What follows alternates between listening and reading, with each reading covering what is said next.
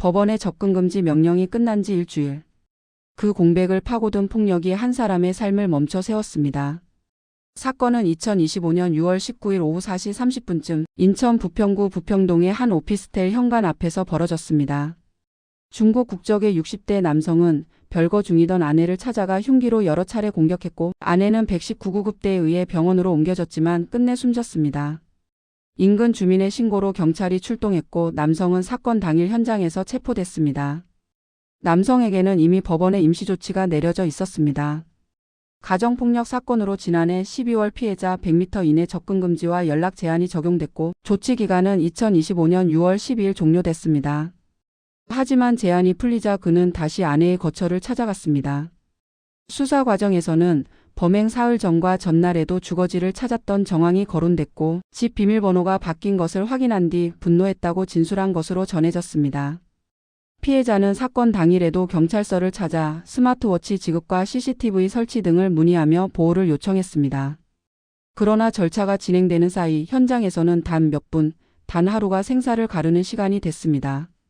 명령의 종료와 실제 보호의 작동 사이 눈에 보이지 않는 틈이 존재했던 셈입니다. 체포 뒤 이어진 질문에도 남성은 반성의 언어를 보이지 않았습니다. 구속심사 출석 과정에서 나는 잘했다고 여긴다. 미안한 거 없다는 취지로 말했고 내 집인데 내가 들어가야 한다는 주장까지 내놨습니다. 피해자의 죽음 앞에서조차 책임을 부정하는 태도는 사회적 분노를 키웠습니다. 그리고 2025년 12월 18일 인천지방법원은 그에게 징역 27년을 선고했습니다. 재판부는 접근금지 조치가 여러 차례 연장됐는데도 전혀 반성하지 않았고 만남을 거부하던 피해자에게 노트북을 가지러 왔다며 문을 열게 한 뒤 범행을 저질렀다고 판단했습니다. 흉기를 미리 구입해 숨겨 가져간 점 등도 계획성을 뒷받침하는 사정으로 언급됐습니다. 유족의 용서를 받지 못했고 책임을 피해자에게 돌리는 진술도 양형에 불리하게 작용했다고 지적했습니다. 형 집행 종료 후 보호관찰 5년도 명령했지만 검찰이 청구한 위치 추적 전자장치 부착은 기각됐습니다. 재판부는 범행 방법이 잔인하고 범행 이후의 태도도 좋지 않다고 판단했습니다. 피해자의 고통과 유족이 겪는 충격은 재판정 밖에서 이어집니다.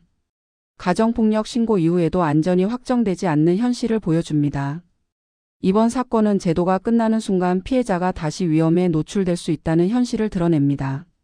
한 사람의 죽음이 남긴 질문은 분명합니다. 보호의 공백을 어떻게 메울 것인가? 그리고 같은 공백이 또 다른 비극으로 이어지지 않게 사회가 무엇을 더 촘촘히 준비해야 하는가? 그 숙제가 지금도 우리 앞에 놓여 있습니다.